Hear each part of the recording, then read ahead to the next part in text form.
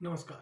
क्या आपने कभी सोचा है कि आपके घर पर आपकी गाड़ी फोर व्हीलर गाड़ी खड़ी हुई है और उसका अचानक से फास्ट टैग के थ्रू पैसा कट जाने का मैसेज आपके मोबाइल पर आया हो? जी हाँ, आजकल देश में ये भी बहुत तेजी से चल रहा है। आपको पता ही नहीं चलेगा कि कब आपकी गाड़ी किस टोल नाके को पार कर गई है और उसका फास्ट टैग कट करके आपके मैसेज मोबाइल के बैलेंस फास्ट टैग के बैलेंस से पैसा भी कट गया है, जबकि गाड़ी आपके घर के गैरेज में ही खड़ी है। नमस्कार। मैं हूं योगेंद्र शर्मा और आप देख रहे हैं न्यूज 100 हिंदी। आपको मैं आज जो बात करने जा रहा हूं वो है आपके ही संबंधित, क्योंकि जब भी आप किसी टोल नाके को पार करते हैं तो आपके गाड़ी के कांच के ऊपर लगा हुआ फास्ट टैग से उसका टोल का पैसा कट जाता है। और जब ये टोल पैसा कटता है तो उसका मोबाइल पर आपको मैसेज भी आता है। जी हाँ, बिल्कुल मैसेज आता है जिसको आप देख करके आंसर हो जाते हैं कि आपकी गाड़ी ने इतना पैसा किस टोल नाके पर दिया है। लेकिन जब आपकी गाड़ी आपके घर के गैरेज में ही खड़ी है और आपको मैसेज ऐसा आता है कि आपकी गाड़ी किसी भी एक अननोन टोल नाके को पार कर गई है जिसका पैसा कि आपके फास्टैग के बैलेंस से काट लिया गया है, तो बखूबी आप बिल्कुल सरप्राइज हो जाएंगे। ऐसा ही एक वाक्य मैं आपसे आज बताने जा रहा हूँ। बात है 29 नवंबर 2025 की, जब एक ग्वालियर की ही फैमिली औरैया के लिए निकलती है और रास्ते में जो बरेठा और भिंड में फूप और साथ में एक इटावा के आगे के जो टोल पड़ते हैं, तीनों का पैसा कट के उनके फास्टैग के थ्रू मैसेज मोबाइल पर आता है। उनकी वापसी जब 30 नवंबर को होती है औरैया से ग्वालियर के लिए, तो उसका भी पैसा वो पूरा उनके फास्टैग से ही कटता है जिसके मैसेज उनको आते हैं। लेकिन हादसा जो हुआ वो ये कि 4 दिसंबर को एक बार फिर से उनको मैसेज आता है।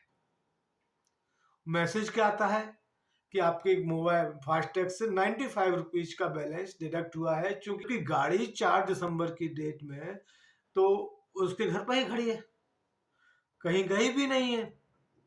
बावजूद इसके होता क्या है, कार मालिक ने टोल फ्री नंबर पर कंप्लेंट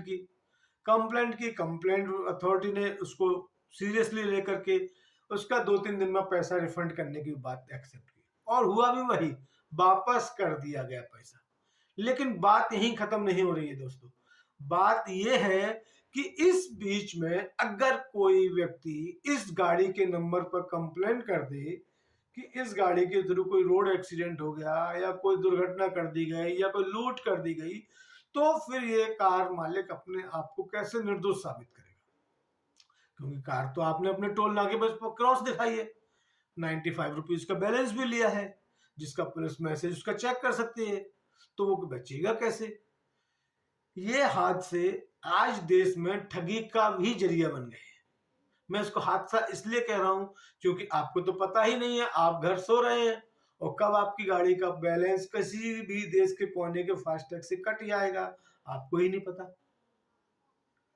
ये एक बहुत बड़ा स्कैम भी हो सकता है, क्योंकि एक 95 रुपीज का अमाउंट किसी के जीवन के लिए बहुत बड़ा वैल्यू नहीं रखता है आज की डेट में, जो फोर व्हीलर मालिक है खासतौर से।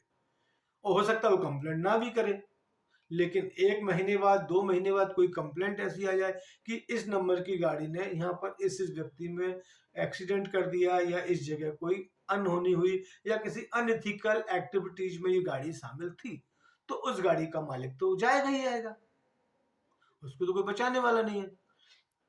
इसलिए हम एनएचएआई से इन टोल नाकों पर अपनी मुस्तैदी बढ़ाने के लिए और कहेंगे।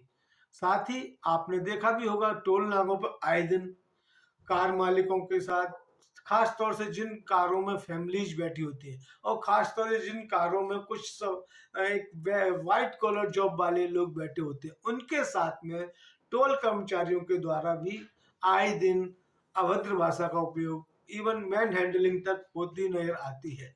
इसलिए मैं आपसे और सभी लोगों से निवेदन करूंगा, जब भी आप किसी टोल नाके को पार करते हैं तो विशेष तौर पर ध्यान दें कि आपकी गाड़ी से पैसा कटा या नहीं कटा। नमस्कार।